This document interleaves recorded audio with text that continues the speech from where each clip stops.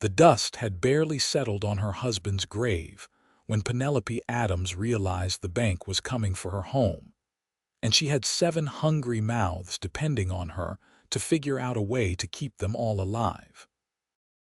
She stood in the cramped kitchen of their modest house on the edge of Piach, Nevada, staring at the notice that had been nailed to her door that morning in September of 1878.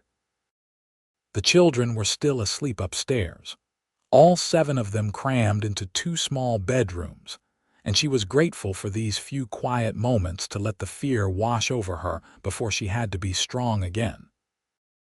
Thomas had been gone 3 months now, killed in a mining accident that had taken 5 men and left their families struggling. The mining company had paid out a pittance, barely enough to cover the funeral costs, and now the bank wanted the 2 months of mortgage payments she could not possibly provide. Penelope was 26 years old, though she felt ancient some mornings. She had married Thomas when she was 17, full of hope and dreams about building a life together in the Nevada silver mining town. The children had come quickly, one after another, until their little house overflowed with noise and love and chaos. Margaret was 9 now, then came the twins Samuel and Sarah at 7, followed by little Thomas at 5, Emma at 4, and the baby twins Daniel and David who had just turned 2. 7 children under 10 years old, and she was alone. She heard footsteps on the stairs and quickly folded the notice, tucking it into her apron pocket. Margaret appeared in the doorway, her dark hair tangled from sleep, her eyes too knowing for a 9-year-old. "Mama, the babies are crying. I think they need changing." "Thank you, sweetheart." "Can you help me get them dressed while I make breakfast?" Margaret nodded and disappeared back up the stairs. Penelope took a deep breath and moved to the stove, adding kindling to get the fire going. She had enough oatmeal for maybe another week if she stretched it thin. After that, she did not know what they would do. The morning passed in the usual flurry of activity. She fed the children, cleaned faces and hands, braided the girls' hair, and sent the older ones out to do their chores. They had 3 chickens left, down from the dozen they had owned before Thomas died, and a small vegetable garden that was nearly spent for the season. She had been taking in laundry from some of the miners and the shopkeepers in town, but it was not nearly enough to cover what they needed. That afternoon, she left the older children in charge and walked into town with a basket of clean laundry. Piach was a rough place, carved out of the Nevada mountains by men hungry for silver. The main street was lined with saloons, gambling halls, and supply stores, all doing brisk business from the miners who worked the claims in the surrounding hills. Penelope kept her eyes down and walked quickly, conscious of the looks she received as a young widow. Several men had already approached her with offers that made her skin crawl, suggesting arrangements that had nothing to do with marriage and everything to do with desperation. She delivered the laundry to Mrs. Henderson at the boarding house and collected her payment, then stopped by the general store to buy flour and beans. The proprietor, Mr. Walsh, gave her a sympathetic look as he tallied her purchases. "How are you managing, Mrs. Adams?" "We are getting by, thank you." "If you need more time on your account, I can extend you some credit." She felt her throat tighten at his kindness. "That is very generous, but I will manage." She left the store with her small bundle of supplies and nearly collided with a man coming around the corner. Strong hands caught her arms, steadying her, and she looked up into a pair of startlingly blue eyes set in a sun-weathered face. "I apologize, madam. I was not watching where I was going. No, it was my fault." She stepped back, smoothing her skirts, very aware of his height and the breadth of his shoulders. He wore dusty ranch clothes and a worn hat, and there was something solid and dependable in the way he stood. "Are you all right?" he asked, and she noticed he was still holding one of her arms gently, as if she might topple over. "Yes, thank you." She pulled away and hurried past him, her heart beating faster than it should. She did not have time for such foolishness. She had 7 children and a mortgage notice burning a hole in her pocket. That evening, after the children were finally in bed, she sat at the kitchen table and counted her money for the 3rd time, hoping somehow the numbers would change. They did not. She had enough for perhaps 2 more weeks of food if she was very careful, but nothing for the mortgage payment. She would have to go to the bank in the morning and beg for more time. She did not sleep well that night. She kept seeing that notice, kept calculating and recalculating, trying to find a solution that did not exist. When dawn finally came, she was exhausted but determined. She would not let the bank take her home. She would not let her children go hungry. After breakfast, she dressed in her best dress, the dark blue one she had worn to Thomas's funeral, and pinned her auburn hair up neatly. She instructed Margaret to watch the younger children and set out for town once more. The Nevada sun was already fierce despite the early hour, and she felt sweat trickling down her back by the time she reached the bank. She paused outside, gathering her courage, then pushed through the heavy door into the cool interior. Mr. Blackwell, the bank manager, looked up from his desk with an expression that told her he had been expecting this visit. He was a thin man with wire-rimmed spectacles and no warmth in his eyes. "Mrs. Adams, please, sit down." She sat on the edge of the chair across from his desk, her hands folded tightly in her lap. "I received your notice," she began. "I wanted to speak with you about an extension. I have been taking in laundry and I am looking for other work. I just need a little more time. Mrs. Adams, we have already given you an extension after your husband's passing. The bank cannot continue to operate on goodwill alone. I understand, but I have 7 children. If you take the house, where will we go?" His expression did not change. "I am sorry for your circumstances, but I have a responsibility to the bank's investors. If you cannot make the payment by the end of the month, we will have to proceed with foreclosure." She felt something cold settle in her stomach. "That is only 2 weeks away." "I am aware. Perhaps you have family who could help. Or you might consider other arrangements." She knew what he meant by other arrangements. She had heard the whispers about widows who had resorted to working in the saloons or taking up with men who would support them in exchange for certain favors. "I will find a way," she said, standing abruptly. "Thank you for your time, Mr. Blackwell." She walked out of the bank with her head high, but inside she was crumbling. 2 weeks. How could she possibly come up with that much money in 2 weeks? She was walking back toward home, lost in desperate thoughts, when she heard a commotion ahead. A horse was rearing and bucking in the middle of the street, and people were scattering to get out of its way. The rider, a young boy who could not have been more than 12, was clinging to the saddle but losing his grip. Without thinking, Penelope dropped her reticule and ran forward. She had grown up on a farm before marrying Thomas and knew her way around horses. She caught the horse's bridle and held on, speaking in a low, calm voice even as the animal tried to pull away. "Easy now, easy. Nobody is going to hurt you." The horse tossed its head but stopped rearing. She kept talking, kept her grip firm but gentle, and gradually the animal settled. The boy slid down from the saddle, white-faced and shaking. "Thank you, madam. He got spooked by something and I could not hold him." "You did fine," she said, patting the horse's neck. "He just needed to know someone was in control. That was mighty brave of you." She turned and found herself looking at the same man she had collided with the day before. Up close and in better light, she could see he was probably in his early 30s, with sun-bleached brown hair and those remarkable blue eyes.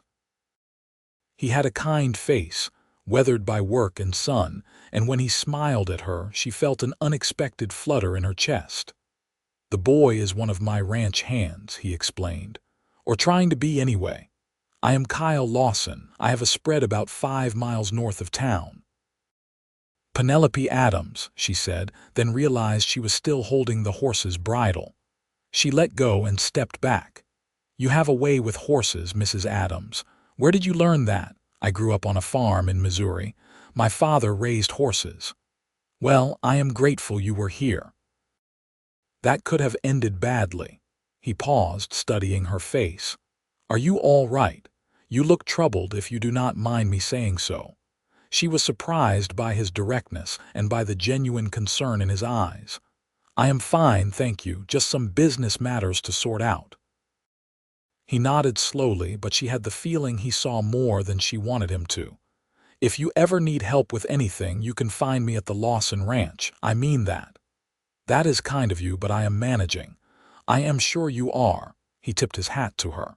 "Good day, Mrs. Adams." She watched him walk away with the boy and the now calm horse, and felt an odd sense of loss. She shook her head at her own foolishness and retrieved her reticule from the dusty street. The next week passed in a blur of laundry and worry.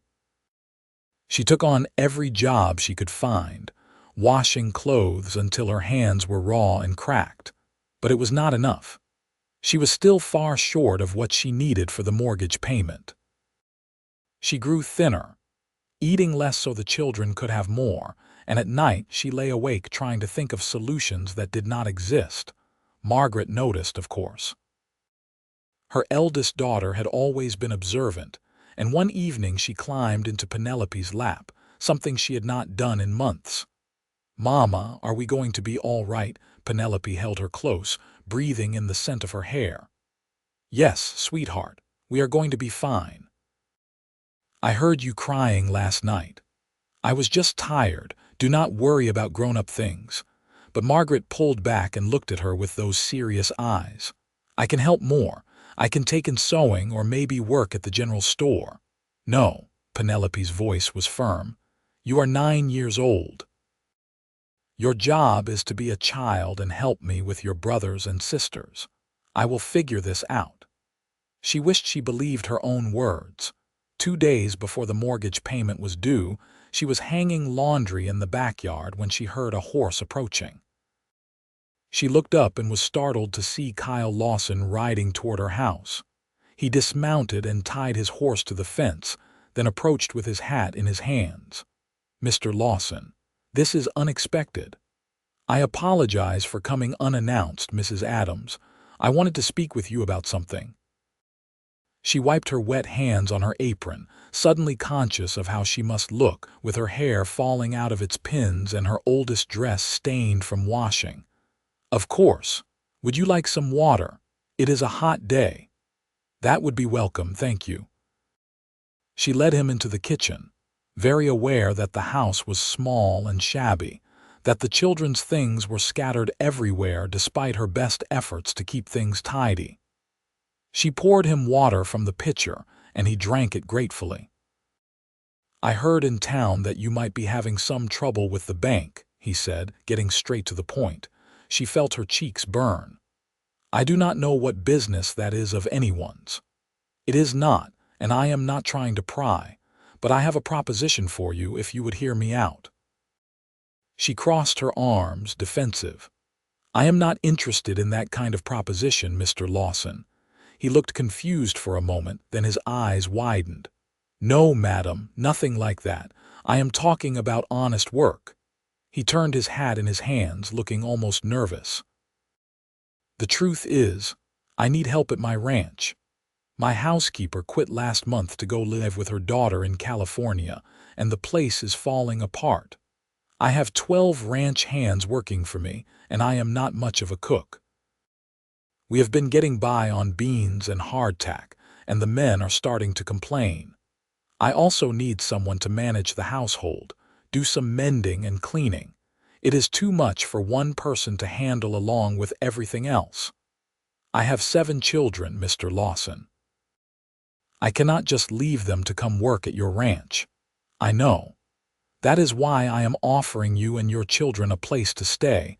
I have a big house, much too big for just me. There are 4 bedrooms upstairs that are not being used. You and your children could live there and you would work as my housekeeper and cook. I would pay you a fair wage on top of providing room and board. She stared at him, hardly daring to believe what she was hearing. Why would you do this? You do not even know me. I know you are a hard worker. I know you are brave and good with animals. I know you have 7 children to feed and a bank threatening to take your home. He met her eyes directly. And I know what it is like to need help and not want to ask for it. My parents died when I was young, and if some kind folks had not taken me in, I would not be where I am today. I am just passing along the favor. Mr. Lawson, this is very generous, but I cannot accept charity. It is not charity. I genuinely need help and you need work. It is a business arrangement that benefits both of us. He paused. At least come see the place before you decide. Bring the children. Let them see where they would be living. She wanted to say no. Pride demanded that she say no.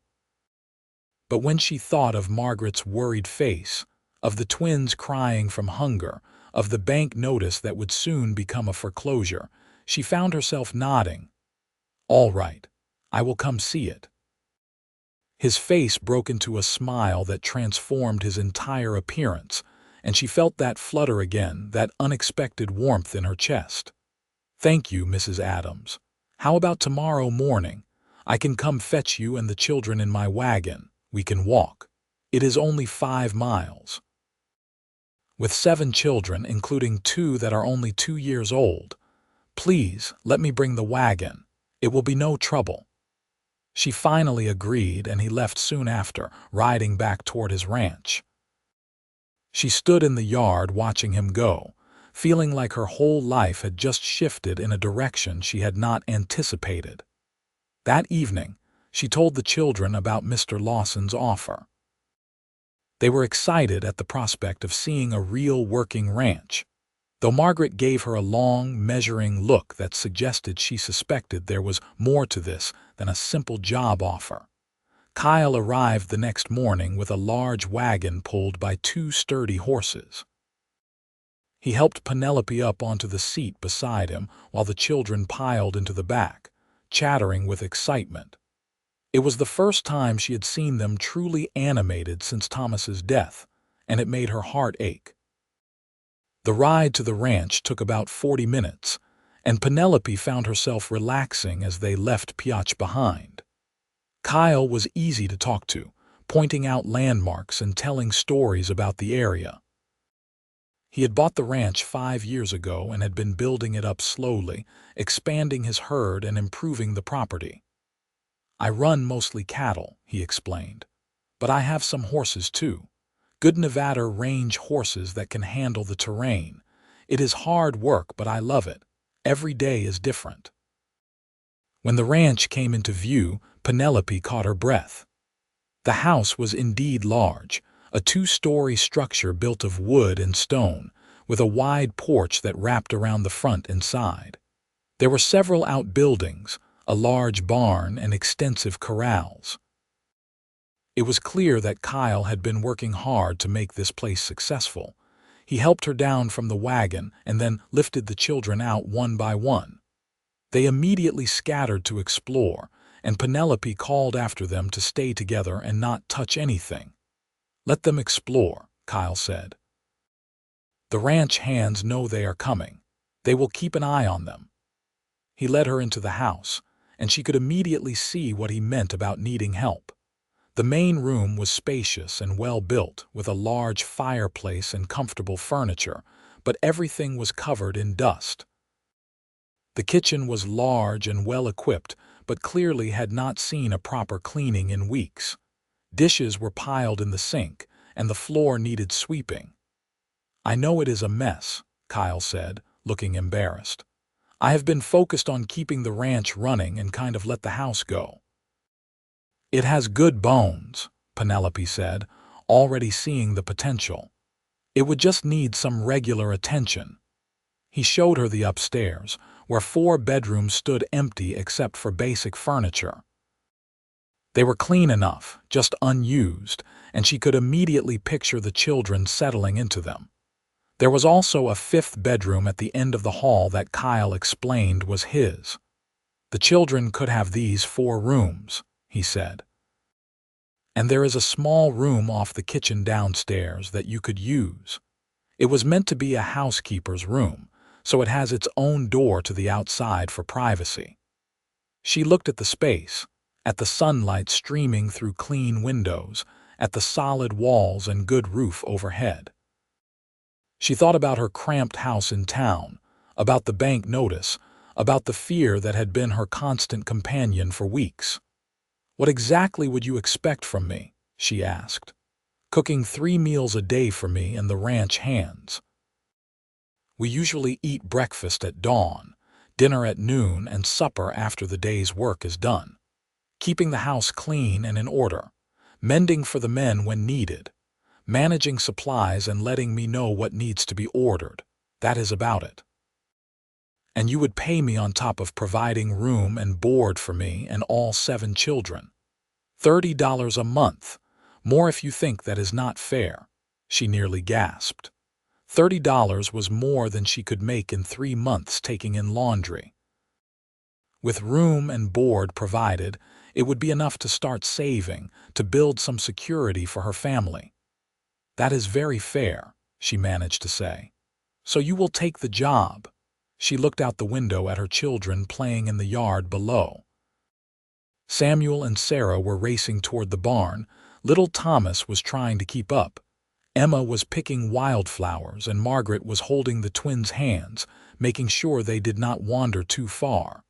They looked happy. They looked free in a way they had not since their father died. "Yes," she said. "I will take it."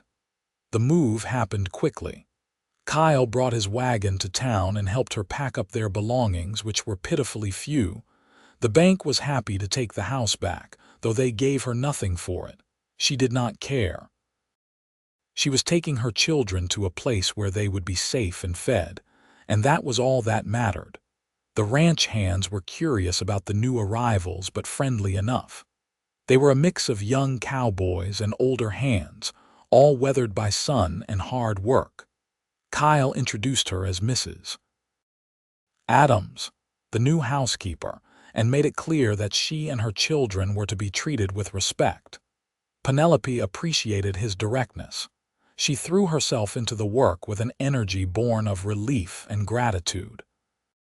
She woke before dawn to start breakfast, cooking huge quantities of eggs, bacon, biscuits, and gravy for the hungry men. She cleaned the house from top to bottom, scrubbing floors and washing windows until everything gleamed. She did mountains of laundry, mended torn shirts and pants, and managed to prepare substantial dinners and suppers that had the ranch hands singing her praises. The children thrived in their new environment. They had space to run and play, fresh air, and plenty to eat. Kyle was wonderful with them, patient and kind. He taught Samuel how to rope a fence post and let little Thomas help feed the horses. He carved wooden toys for the twins and praised Margaret's help in the kitchen. He treated Emma like a little princess when she brought him bouquets of wildflowers. Penelope tried not to notice how her heart skipped when he came into the kitchen in the mornings, how his smile made her feel warm all over, how his laugh made her want to laugh too. She was his housekeeper, nothing more. He had given her this job out of kindness, and she would not complicate things by developing feelings for him. But feelings, she discovered, did not care about logic or propriety. As the weeks passed and September gave way to October, she found herself increasingly aware of Kyle. The way he moved with easy confidence around the ranch, the gentleness in his strong hands when he helped Emma onto a horse, the sound of his voice when he sang old trail songs while working, the way he looked at her sometimes with an expression she could not quite read. One evening, after the children were in bed and the ranch hands had retired to the bunkhouse, she was washing dishes when Kyle came into the kitchen. "You work too hard," he said, picking up a dish towel. "Let me help. You pay me to do this work, Mr. Lawson. I pay you to manage the household, not to work yourself to death, and I thought we agreed you would call me Kyle." She had been trying very hard not to use his first name, but she nodded. "All right, Kyle." They worked in comfortable silence for a while, and Penelope was acutely aware of his presence beside her. When their hands accidentally touched in the soapy water, she felt a jolt of electricity that made her breath catch. "The children seem happy here," Kyle said. "They are. This has been good for them. I cannot thank you enough for what you have done for us." "You do not need to thank me. You have earned your place here 10 times over. The men are happier than I have seen them in months, now that they are eating real food, and the house actually feels like a home now. It is a lovely house. You have built something wonderful here." He was quiet for a moment, then said, "It has been lonely, though, building all this with no one to share it with." She did not know what to say to that, so she focused on scrubbing a stubborn pot, but her heart was beating faster. "Penelope," he said softly, and the way he said her name made her look up at him. "I need to tell you something, and I hope it will not make things awkward between us." "What is it?" "I did not offer you this job just because I needed a housekeeper. I mean, I did need one, that part was true. But I had been watching you in town for weeks before I worked up the courage to approach you. I saw how hard you were working, how much you loved your children, how strong you were even when everything was falling apart. And I thought you were the most beautiful, bravest woman I had ever seen." She stared at him, the pot forgotten in her hands. "Kyle, I do not know what to say." "You do not have to say anything. I just wanted you to know that I have feelings for you, Penelope. Real feelings. But I also know you just lost your husband, and you have 7 children to think about, and I do not want to pressure you into anything. If you want this to stay just a business arrangement, I will respect that completely. But if you might ever consider the possibility of something more, I would be the happiest man in Nevada." Her mind was spinning. Part of her wanted to say it was too soon, that she was not ready, that she could not possibly think about romance when she had been a widow for only 4 months.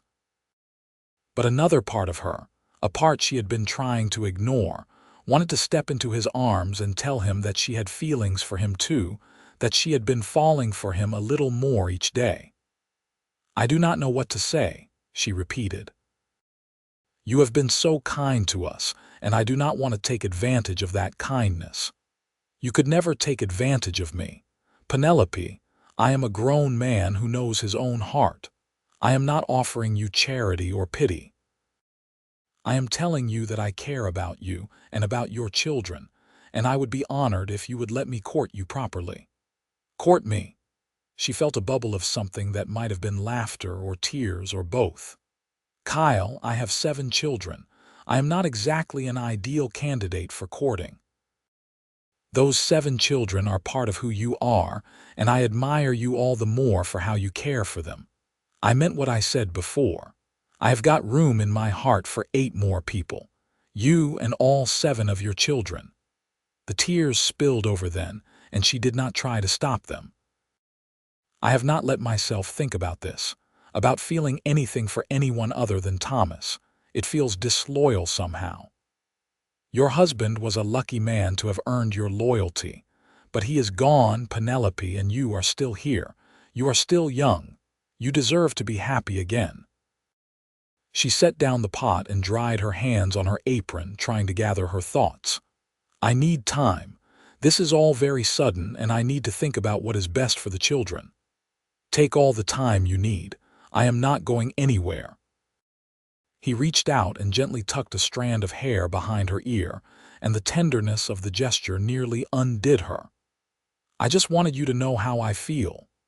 That night, she lay awake in her small room off the kitchen, thinking about everything Kyle had said. She thought about Thomas, about the love they had shared and the life they had built together. She would always love him, would always treasure those memories.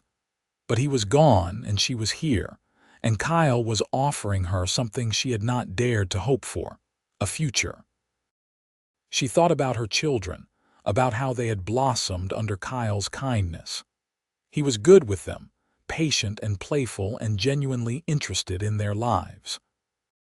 Margaret had told her just yesterday that she liked Mr. Lawson, that he reminded her a little of Papa but different, in a good way. And if she was honest with herself, she had to admit that she was developing feelings for Kyle too. She liked the way he made her laugh. She liked his steadiness, his kindness, his work ethic. She liked the way he looked at her, as if she was something precious. She liked the way he had opened his home and his heart to her and her children without hesitation. Maybe it was time to stop being so afraid. Maybe it was time to let herself hope again. Over the next few weeks, things shifted between them in subtle ways. Kyle made a point of spending time with her after the children were in bed, sitting at the kitchen table and talking about everything and nothing. He told her about his childhood, about losing his parents to cholera, and being taken in by a ranching family who taught him everything he knew. She told him about growing up on a farm in Missouri, about marrying Thomas and moving to Nevada full of dreams. He never pushed her for more than she was ready to give. He never tried to kiss her or make inappropriate advances. He just courted her slowly and respectfully, and she found herself falling more in love with him every day. The children noticed the change too. Margaret asked her one evening if Mr. Lawson was going to be their new papa, and Penelope had not known how to answer. "Would you like that?" she asked instead. Margaret considered carefully. "I miss Papa. I will always miss Papa, but I like Mr. Lawson. He is nice to us, and he makes you smile again. I think Papa would be glad you are smiling again." Penelope hugged her daughter close, grateful for her wisdom and generosity of spirit. October gave way to November, and the weather turned cooler. Kyle taught Samuel and Sarah how to ride horses properly, and they spent hours in the corrals practicing. Little Thomas followed Kyle around like a devoted shadow, imitating his walk and his mannerisms in a way that was both adorable and heartbreaking. Emma continued to bring Kyle wildflowers, even though they were harder to find as winter approached. The twins learned to say his name, calling him Kai, and running to him whenever he came into the house. And Penelope found herself imagining what it would be like to be part of his life permanently. To be his wife, not just his housekeeper.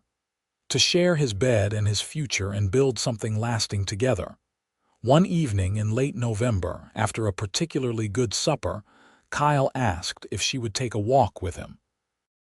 The children were doing their evening chores under Margaret's supervision, and Penelope agreed.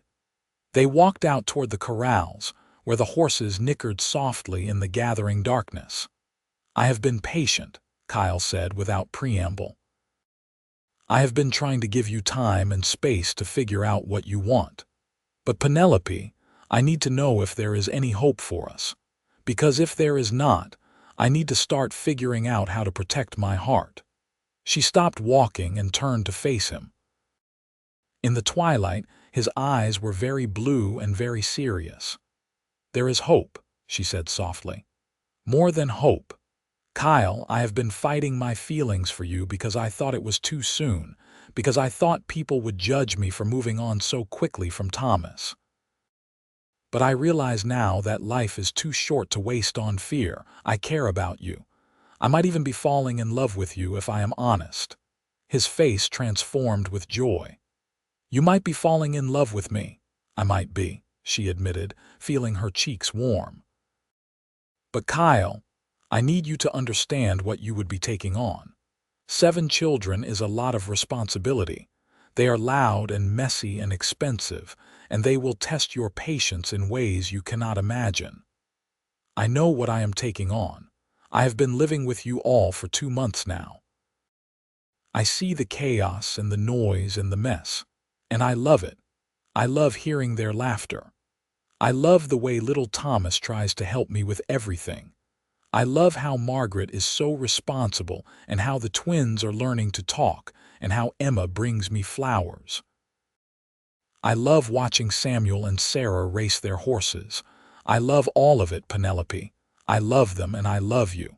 She felt tears prickling her eyes again. You really mean that? I really mean that. Marry me, Penelope. Let me be a father to your children and a husband to you. Let us build a life together, a real family. Yes, she whispered, and then louder, yes, I will marry you. He let out a whoop of joy and swept her up in his arms, spinning her around until she was laughing and dizzy. When he set her down, he cupped her face in his hands. Can I kiss you? I have been wanting to kiss you for months. Yes, she said again, and then his lips were on hers, gentle and sweet and perfect. It was different from kissing Thomas, but that was all right. This was Kyle, and she was falling in love with Kyle, and that was its own wonderful thing. They walked back to the house hand in hand, and Kyle called all the children into the main room. They came running, sensing something important was happening. Children, I have asked your mother to marry me, and she has said yes. That means I am going to be your stepfather, if you will have me. I want you to know that I love you all, and I will do my best to be a good father to you. I know I can never replace your papa, and I am not trying to, but I hope we can build a family together. There was a moment of silence, and then Emma ran forward and threw her arms around Kyle's legs. Does that mean we get to stay here forever? Yes, sweetheart. This is your home now. The twins, taking their cue from Emma, toddled over and hugged Kyle's other leg. Little Thomas looked at Penelope for confirmation, and she nodded, and then he was running to Kyle too. Samuel and Sarah exchanged glances, then came forward more slowly but with smiles on their faces. Margaret was the last to move. She walked up to Kyle and looked at him very seriously. Will you be good to our mama? I will be good to her every single day for the rest of my life. I promise you that, and to us, and to all of you. You are all part of this family now. Margaret nodded once, satisfied, and then she hugged him too. Penelope watched with tears streaming down her face as Kyle gathered all 7 children into his arms, this man who had room in his heart for 8 more people. They were married 3 weeks later in a simple ceremony in Piach. The whole town turned out, curious to see the widow with 7 children marry the rancher who had taken them all in. Some people whispered that it was too soon, that it was unseemly, but Penelope did not care. She wore a new dress that Kyle had insisted on buying her, a beautiful dove gray silk that made her feel pretty for the first time in months. The children stood up with them, all dressed in new clothes, their faces shining with happiness. When the minister asked if she took Kyle to be her husband, she said yes with her whole heart. And when Kyle slipped a gold band onto her finger and kissed her, she felt like she was being given a second chance at happiness. The wedding supper was held at the ranch, with all the ranch hands in attendance. Kyle had hired someone to help cook for the occasion, and there was more food than Penelope had seen in years. The children played and laughed, running around with a freedom they had never known in town. As evening fell and lanterns were lit, Kyle pulled Penelope onto the porch for a dance while someone played a fiddle. "Are you happy?" he asked, holding her close as they swayed to the music. "I am happier than I ever thought I could be again," she said honestly. "You have given me so much, Kyle. You have given us all so much. You have given me even more, a family, a home, a purpose beyond just running a ranch. I love you, Penelope Lawson." "I love you too," she said, and it felt wonderful to say it out loud. That night, after the guests had left and the children were asleep, Penelope and Kyle went to his bedroom together for the first time. She was nervous, more nervous than she had been on her wedding night with Thomas all those years ago. Kyle seemed to sense her anxiety and took things slowly, kissing her gently and telling her how beautiful she was until she relaxed into his arms. Making love with Kyle was different from what she had known with Thomas, but it was wonderful in its own way. He was patient and tender, making sure she felt safe and cherished. Afterward, lying in his arms in the big bed, she felt truly at peace for the first time since Thomas had died. "Are you all right?" Kyle asked, stroking her hair. "I am perfect. I am exactly where I am supposed to be." The winter passed in a blur of happiness. Penelope settled fully into her role as Kyle's wife and the lady of the ranch. She managed the household with the same efficiency she brought to everything, but now she did it with joy instead of desperation. The children continued to thrive, growing stronger and more confident with each passing day. Kyle was a wonderful stepfather. He was patient with the children's questions and antics, firm when he needed to be, but always fair. He taught Samuel and Sarah to rope cattle and spent hours helping little Thomas learn to ride. He carved an elaborate dollhouse for Emma and made sure the twins had plenty of blocks and toys to play with. He worked with Margaret in the evenings, teaching her arithmetic and reading alongside her. But it was the quiet moments Penelope treasured most. Kyle coming into the kitchen just to steal a kiss. Kyle reading to the children before bed, all of them piled around him.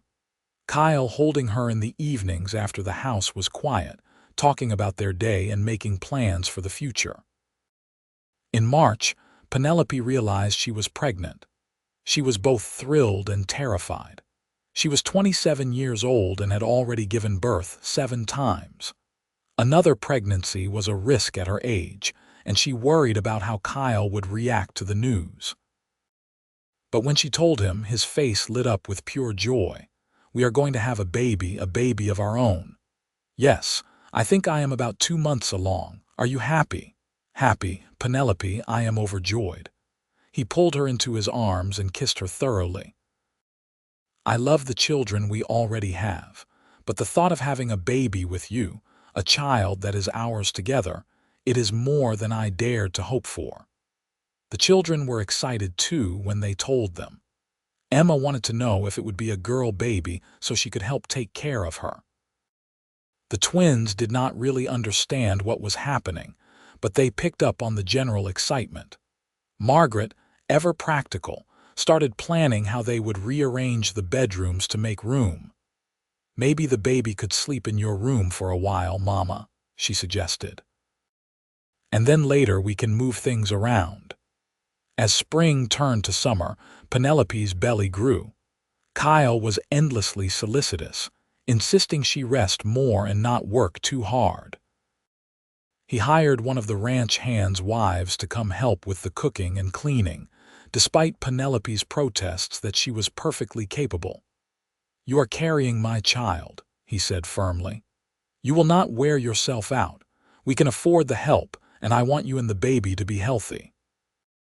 The baby was born on a hot August day in 1879, almost a year after Penelope and the children had come to the ranch.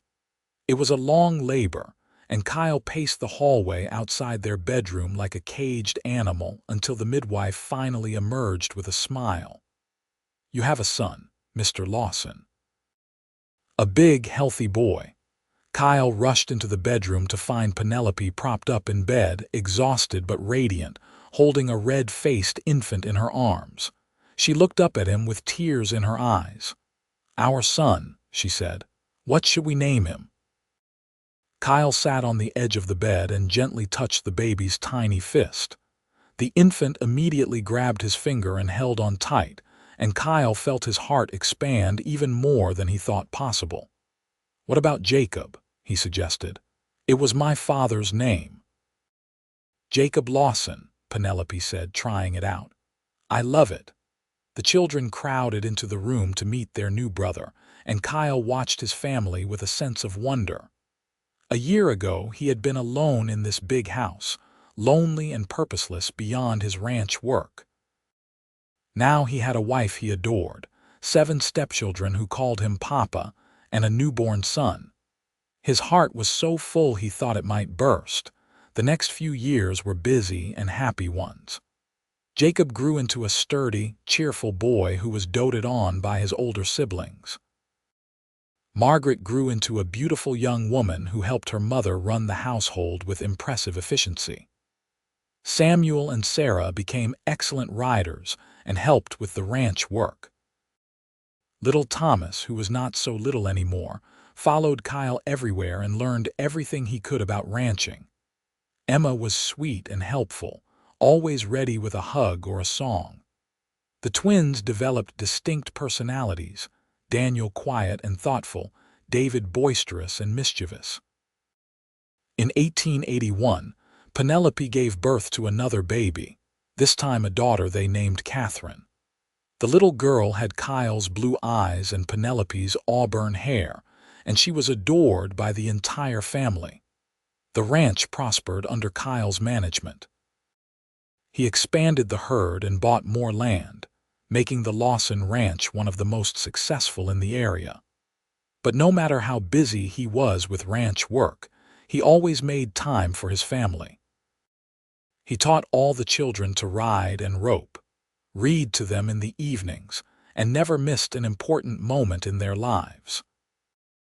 Penelope sometimes thought back to that desperate morning when she had stood in her kitchen in Piotch, staring at the foreclosure notice and wondering how she would feed her children. It seemed like a lifetime ago. So much had changed, and all because a kind cowboy had seen her struggling and decided to help. She and Kyle sat on the porch one evening in the fall of 1882, watching the sunset paint the Nevada sky in shades of orange and purple. The children were playing in the yard, their laughter drifting on the cool air. Jacob was chasing Daniel and David, while Catherine toddled after them on unsteady legs. Margaret was teaching Emma some new embroidery stitches, and Samuel and Sarah were practicing roping a fence post while little Thomas cheered them on. "You ever regret it?" Penelope asked, leaning against Kyle's shoulder. "Taking on a widow with 7 children?" "Not for one single second," Kyle said firmly. He put his arm around her and pulled her close. "You gave me everything I ever wanted, Penelope. A family, a home full of love and laughter, a purpose beyond just making money. I thank God every day that I worked up the courage to talk to you that day. I was so scared back then, I thought I was going to lose everything.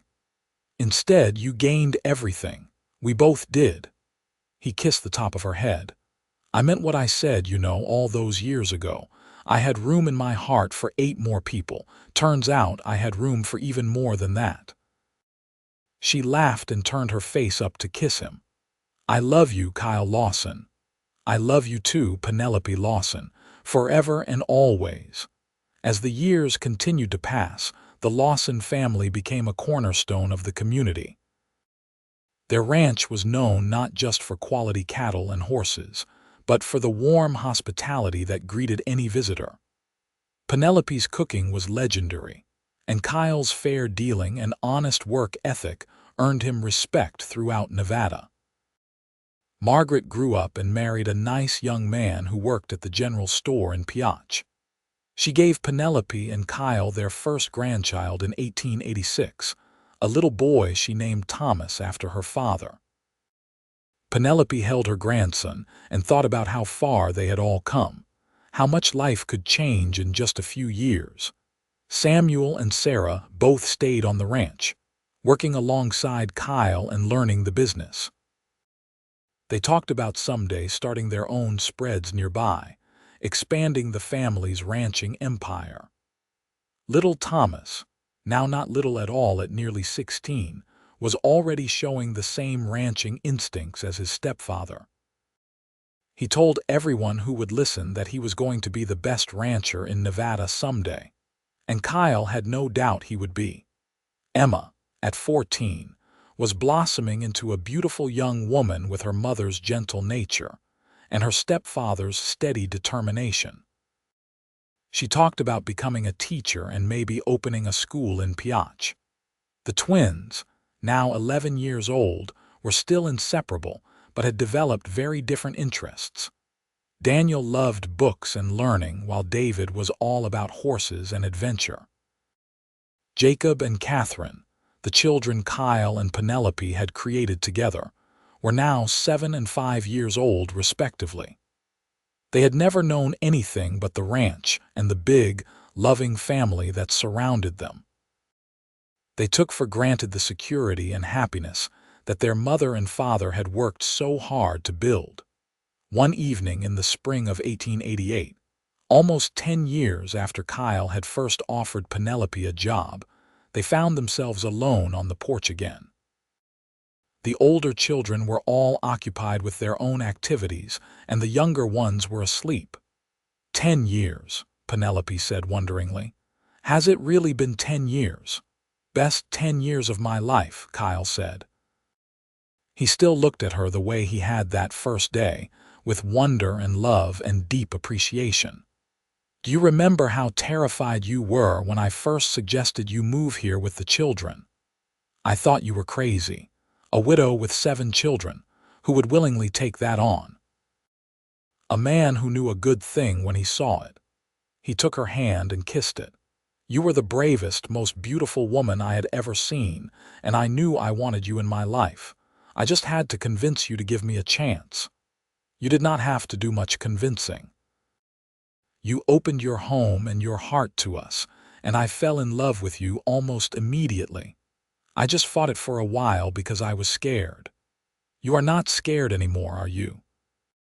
She looked at him, at this man who had saved her and her children, who had loved them all unconditionally, who had built this beautiful life with her. No, she said. I am not scared at all. I am exactly where I belong. Kyle pulled her into his arms and kissed her, and she melted into his embrace the way she always did. After 10 years of marriage, he could still make her heart race with a single kiss. I love you, Penelope. Thank you for taking a chance on me.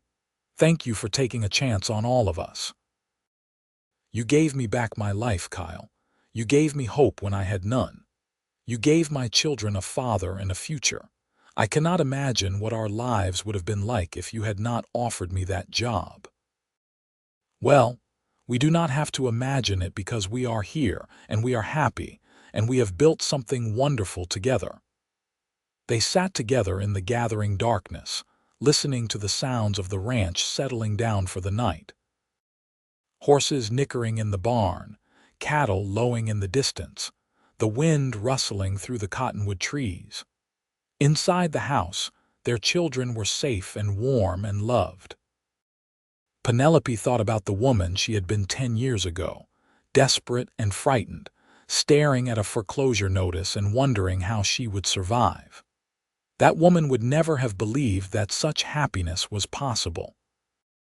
That woman would never have imagined finding love again, let alone with a man who would embrace her entire family with such open arms. But life had a way of surprising you. Just when you thought all hope was lost, someone could come along and change everything. Kyle had been that someone for her. He had seen past the struggling widow with 7 children to the woman underneath, and he had fallen in love with all of them. In 1890, 12 years after they had first met, Penelope discovered she was pregnant again at the age of 38. It was unexpected and she worried about the risks given her age, but Kyle was thrilled. Their third child together, a boy they named Samuel after Penelope's son, was born healthy and strong that autumn. By the time the century turned and 1900 arrived, the Lawson Ranch was one of the most prosperous in Nevada. Kyle and Penelope had built not just a business but a legacy. Their children, biological and adopted alike, had all grown into fine young adults. Margaret had 3 children of her own now and lived in Piach with her husband. Samuel Lawson and Sarah Lawson both managed sections of the expanded ranch. Thomas had started his own small spread nearby. Emma had indeed become a teacher and ran a school in town. Daniel had gone to college in California and was studying law. David was a sought-after horse trainer. Jacob, now 21, worked alongside his father running the main ranch. Catherine, at 19, was engaged to a nice young man from a neighboring ranch. And young Samuel, now 10 years old, was growing up in the same loving chaos his older siblings had known. Penelope was 48 years old now, and Kyle was 53. They had spent more than 2 decades building this life together, and they had no regrets. They had faced challenges, certainly. There had been droughts and hard winters, sick cattle and financial worries. They had mourned when Kyle's old mentor passed away and celebrated when each of their children reached important milestones. Through it all, they had loved each other fiercely and faithfully. Kyle still looked at Penelope like she hung the moon, and she still felt her heart skip when he walked into a room. They still sat on the porch in the evenings, holding hands and watching the sunset, counting their blessings and marveling at how blessed they were. One such evening, as they sat together with a blanket across their laps against the cool autumn air, Penelope said, "Do you remember what you told me that first day, when you offered me the job?" "I remember every word of that conversation," Kyle said. "Why?" "You said you had room in your heart for 8 more people. You, me, and 7 children. I did say that. But you ended up with more than 8. You have got 11 children now if you count Jacob, Catherine, and young Samuel, plus however many grandchildren we are up to." Kyle laughed. "Turns out my heart was bigger than I thought, or maybe it just kept expanding to fit everyone who needed love." "I think that is exactly what happened," Penelope said softly. "Your heart is the biggest I have ever known, Kyle Lawson. You have spent 2 decades loving people who are not even your blood, treating them exactly the same as your own biological children. Not every man would do that. They are my children in every way that matters. I have raised them, loved them, worried about them, celebrated with them. Biology does not make a family. Love makes a family." She leaned her head on his shoulder, feeling the steady beat of his heart beneath her cheek. "I am so grateful I walked into you that day in town. I am so grateful you were brave enough to offer me a chance. I am so grateful for every single day we have had together. The gratitude is all mine, sweetheart. You gave me everything I ever wanted and things I did not even know I needed. You made this house a home. You made my life worth living." They sat in comfortable silence as the stars began to appear in the darkening sky. From inside the house, they could hear young Samuel practicing his reading lessons, the words occasionally stumbling but determined. It was a sound that filled Penelope with contentment. "Do you ever think about that scared woman standing in her kitchen in Piotch, holding a foreclosure notice?" Kyle asked. "Sometimes. She seems like a different person now. She was so frightened, so alone. She thought her life was over. Instead, it was just beginning." "Yes," Penelope agreed. "It was just beginning, and what a beautiful life it has been." In 1905, they celebrated their 27th wedding anniversary with all their children and grandchildren gathered at the ranch. It was a massive celebration, with 3 generations of Lawsons filling the house and spilling out into the yard. There was music and dancing, laughter and storytelling, and enough food to feed an army. Margaret, now a grandmother herself at 45, gave a toast. "To my mother and stepfather, who taught us all what real love looks like. You took a broken family and made us whole again. You showed us that family is not about blood but about commitment and care and showing up every single day. We love you both more than words can say." There were tears and applause, and Penelope looked at Kyle through her own tears and saw his eyes were wet too. They had built this.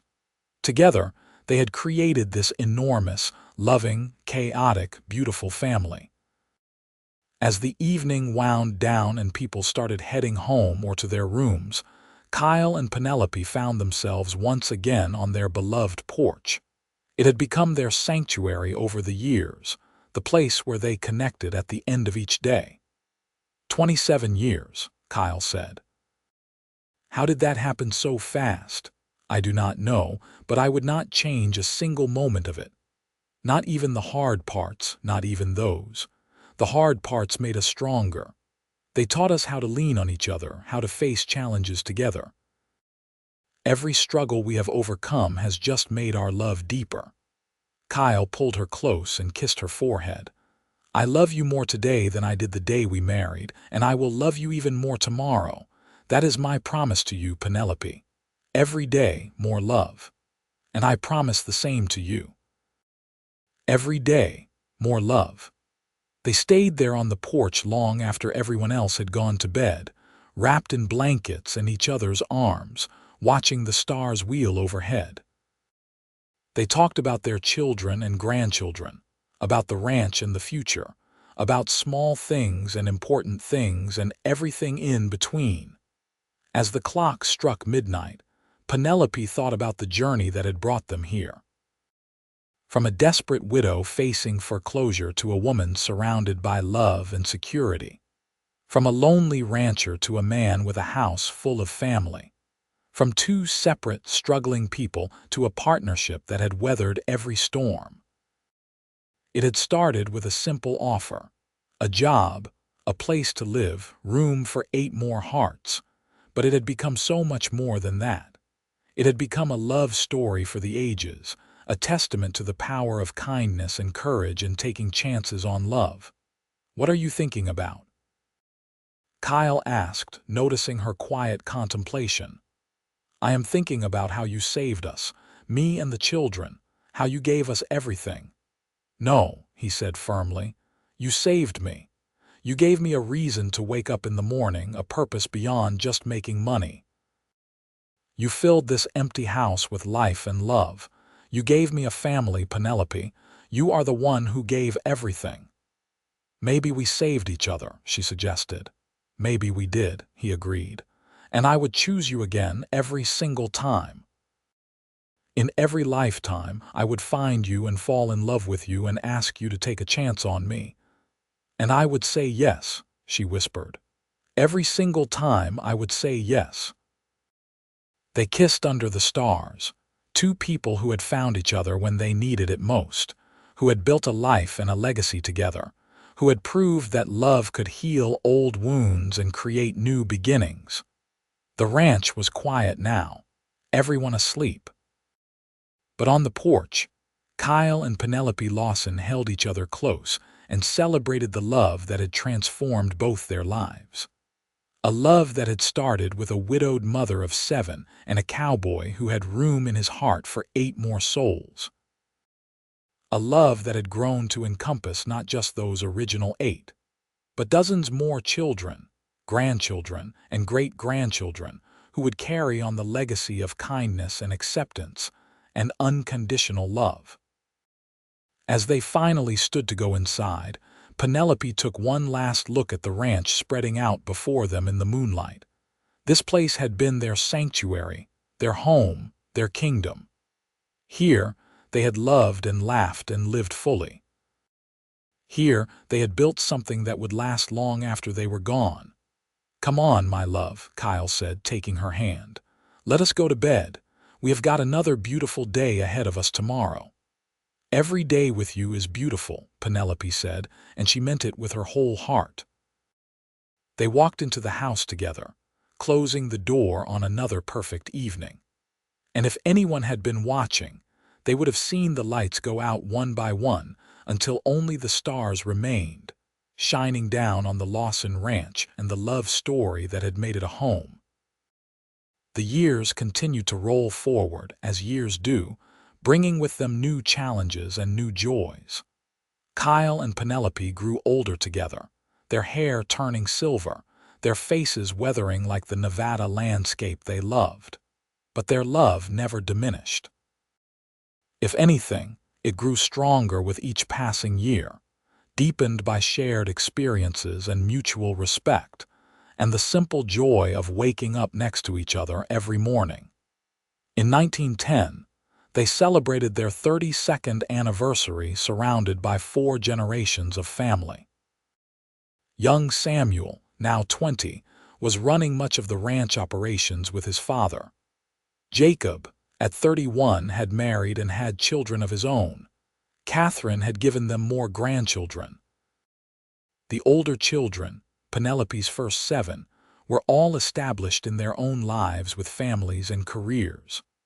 Some had stayed in Nevada, while others had ventured farther afield, but they all came home for important occasions, drawn back by the love and security they had known at the Lawson Ranch. Margaret, now 50, pulled her mother aside during the party. "Mama, I need to tell you something." "What is it, sweetheart?" "I am going to be a great-grandmother. My oldest just told me she is expecting." Penelope laughed with delight. "That means I am going to be a great-great-grandmother." "Oh, Margaret, how wonderful!" They embraced, 2 women who had been through so much together. Margaret remembered the frightening days after her father died, when she had been 9 years old and terrified that they would end up on the streets. She remembered her mother's strength and courage, and how Kyle had appeared like an answer to prayers they had not dared to speak. "I never properly thanked him," Margaret said quietly. "Kyle, for everything he did for us." "You thank him every day by being the wonderful person you are," Penelope said. "That is all he has ever wanted from any of you, just to see you happy and successful and loved. He gave us our lives back, Mama. You both did. We gave each other everything," Penelope said. "That is what family does." As the sun set on that anniversary celebration, Kyle and Penelope once again found themselves on their porch. It had been rebuilt once over the years, but they had insisted on keeping the same basic design because this spot held so many precious memories. 32 years, Penelope marveled. "Who would have thought that day you offered me a job that we would end up here?" "I hoped," Kyle admitted. "Even that first day when I barely knew you, I hoped that maybe you would give me a chance, that maybe we could build something special together." "We built something extraordinary together. Look at all those people in there. All those lives we have touched, all those children and grandchildren and now great-grandchildren. That is our legacy, Kyle, not the ranch or the money or the success. Those people, and the love we showed them." "Best legacy anyone could ask for," Kyle agreed. He was 70 years old now, still strong and vital but showing his age. His hair was white, his face lined with wrinkles earned from decades of sun and smiles. But his blue eyes were as bright as ever, especially when he looked at his wife. Penelope was 63, her auburn hair now streaked with silver, her hands marked by years of work. But she was still beautiful to him, more beautiful even than the day they met. She was his partner, his love, his everything. "I think about him sometimes," Penelope said softly. "Thomas. I wonder what he would think about all this." "I think he would be grateful," Kyle said. "Grateful that his children were loved and cared for, grateful that his wife found happiness again. I never felt like I was replacing him, Penelope. I always felt like I was honoring his memory by taking care of the family he left behind. You did more than take care of us. You loved us. You chose us. That is different and it is special." They sat in silence for a while, comfortable in each other's presence in the way only longtime partners can be. They had had this conversation before, in various forms, over the years. It was important to both of them that Thomas's memory was honored, that the children remembered their first father even as they loved their second one. "You have any regrets?" Penelope asked. "Anything you wish you had done differently?" Kyle thought about it carefully. "No. I mean, I have made mistakes along the way, of course. I was not always the best father or husband. I lost my temper sometimes, made poor business decisions, let pride get in the way of good sense. But regrets? No. I would do it all again exactly the same way because it brought us here to this moment, with our family thriving and our love stronger than ever.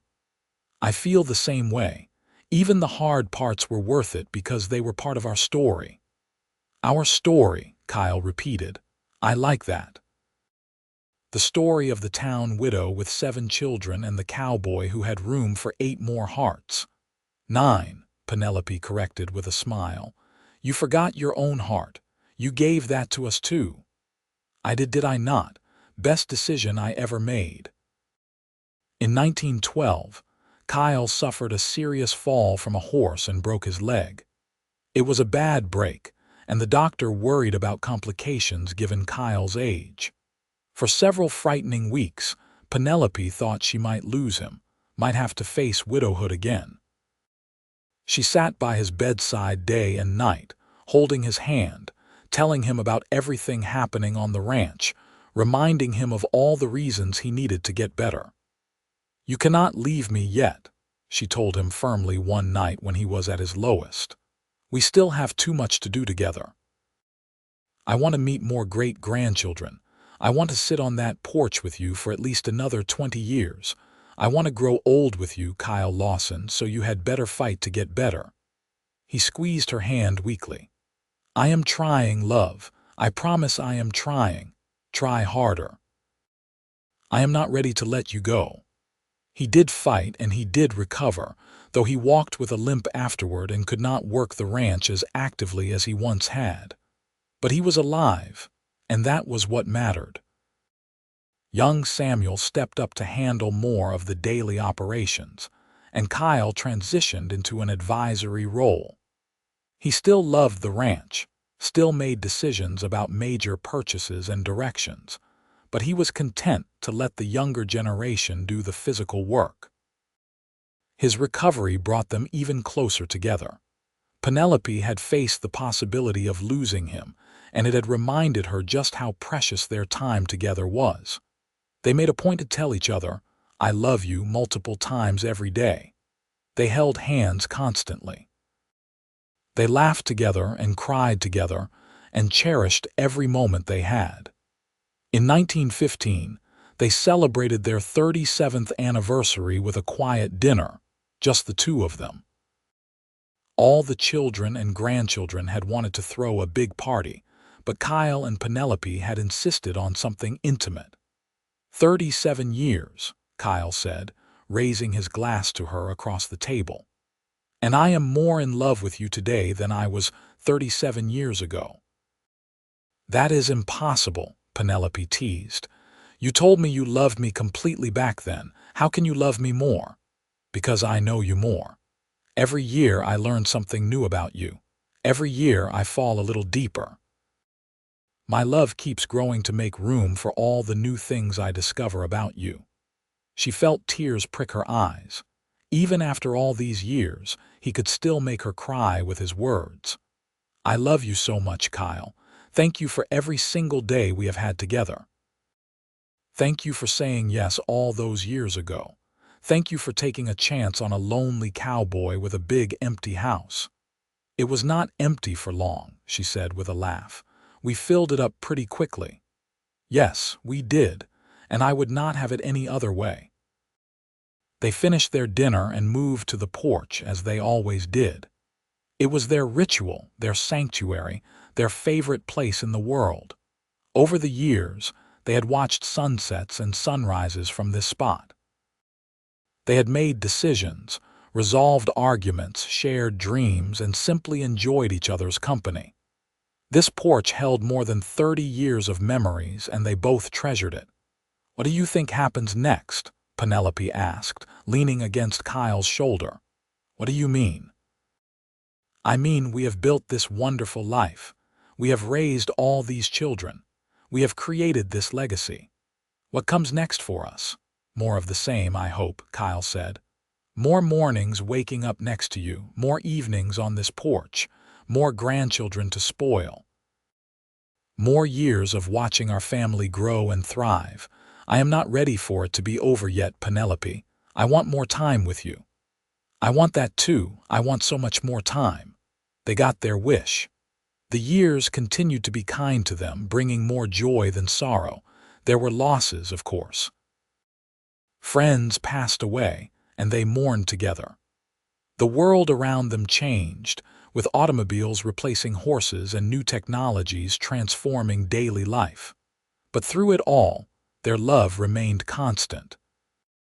In 1920, at their 42nd anniversary celebration, they were surrounded by a truly staggering number of descendants. 4 generations of Lawsons filled the ranch house and spilled out into the yard. There were so many people that Penelope could not keep track of all the names, though she tried her best. Kyle, now 80 years old, stood and raised his glass. The room fell silent, everyone wanting to hear what the patriarch had to say. 42 years ago, I made the best decision of my life.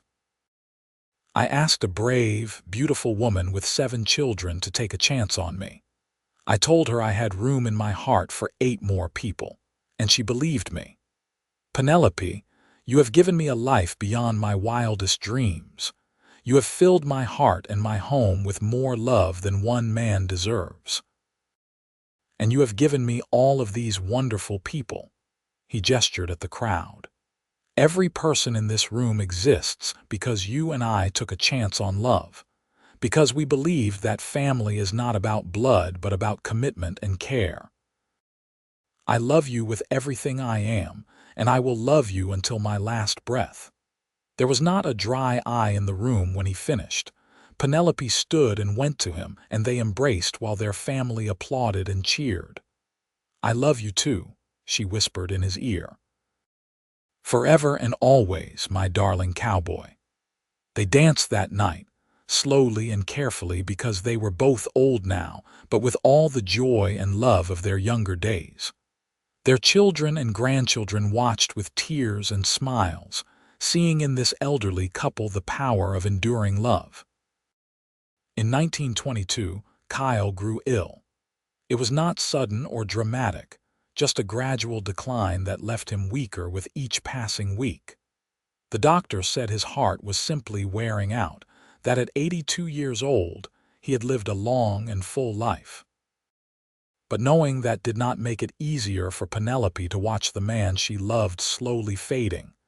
She stayed by his side constantly, reading to him, talking to him, holding his hand. The children came to visit, bringing grandchildren and great-grandchildren to say goodbye. Kyle greeted them all with love, telling each one how proud he was of them, how much he loved them, how they had enriched his life immeasurably. One evening in late September, as the sun was setting and painting the Nevada sky in shades of orange and red, Kyle asked Penelope to help him out to the porch. She hesitated, worried about moving him, but he insisted. I want to sit on our porch one more time, he said. Please, Penelope. So she helped him out, supporting his weight, and got him settled in his favorite chair with blankets tucked around him. She sat beside him and took his hand, and they watched the sunset together as they had done thousands of times before.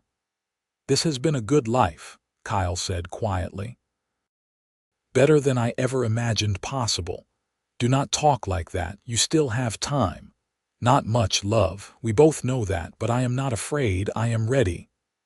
I am not ready, Penelope said, tears streaming down her face. I am not ready to lose you, Kyle, we were supposed to have more time. We have had 44 years together. That is more than most people get, and every single day has been a gift. He squeezed her hand with what little strength he had left. Promise me something, anything. Promise me you will be happy after I am gone. Do not spend your remaining years mourning me. Live, Penelope. Enjoy your children and grandchildren. Sit on this porch and watch the sunsets and remember that I loved you with everything I was. I promise, she whispered. But it is going to hurt so much. I know, but you are strong. You are the strongest person I have ever known. You will get through this, and you will be all right. They sat together as the sun sank below the horizon and the stars began to appear. Kyle's breathing grew shallower, and Penelope knew the end was near. She held him close, whispering words of love, reminding him of all their best memories, telling him it was all right to let go. Just after midnight, with his wife's arms around him and the stars shining overhead, Kyle Lawson took his last breath. He died as he had lived, surrounded by love, at peace with his choices, grateful for every moment he had been given. The funeral was huge, with people coming from all over Nevada to pay their respects. Kyle had been a respected rancher and businessman, but more than that, he had been a good man who had touched countless lives with his kindness and generosity. The children all spoke, sharing memories of the man who had chosen to be their father, who had loved them unconditionally, who had shown them what true goodness looked like. Penelope sat in the front row, surrounded by her children, and listened to story after story of Kyle's impact on people's lives. She was proud of him, proud of the legacy he had built, proud that she had spent 44 years at his side. The grief was overwhelming in those first weeks and months. She would reach for him in the night and find his side of the bed empty. She would start to tell him something and remember he was gone. She would sit on the porch alone and feel the absence of him like a physical ache. But she had promised him she would be happy, and she tried to keep that promise. She spent time with her children and grandchildren. She continued to run the parts of the household she still managed, finding comfort in familiar routines. And she sat on the porch every evening, talking to Kyle as if he were still there, telling him about her day and feeling his presence in the Nevada wind and the setting sun. She lived for 8 more years after Kyle's death, years filled with family and love and quiet contentment. She met great-great-grandchildren and celebrated as her descendants continued to flourish. She told stories about Kyle to anyone who would listen, making sure his memory lived on in the hearts of generations who had never met him. In the spring of 1930, at the age of 78, Penelope passed away peacefully in her sleep. She died in the same bed she had shared with Kyle for so many years, in the house that had been her sanctuary and her home. Her funeral was even larger than Kyle's had been. 5 generations of Lawsons gathered to mourn and celebrate the woman who had been the foundation of their family. They told stories of her strength, her kindness, her fierce love for her children, her unwavering devotion to Kyle. They remembered how she had faced impossible odds and never given up. They celebrated how she had transformed from a desperate widow into the beloved matriarch of an enormous, thriving family. At her request, she was buried next to Kyle in the small cemetery overlooking the ranch. Her headstone was simple: Penelope Adams Lawson, beloved wife, mother, grandmother. She had room in her heart for everyone. The Lawson Ranch continued for many generations, passed down through the family, a testament to the love and hard work of Kyle and Penelope. And on quiet evenings, when the sun set over the Nevada mountains and painted the sky in brilliant colors, the descendants of that brave widow and the kind cowboy would sit on the porch and remember the love story that had started it all. The story of town widow who had 7 children and the cowboy who said, "I've got room for 8 more hearts." It was a love story for the ages, a reminder that sometimes when everything seems lost, kindness can change everything. That sometimes the people we need most appear exactly when we need them. That love can heal old wounds and create new families.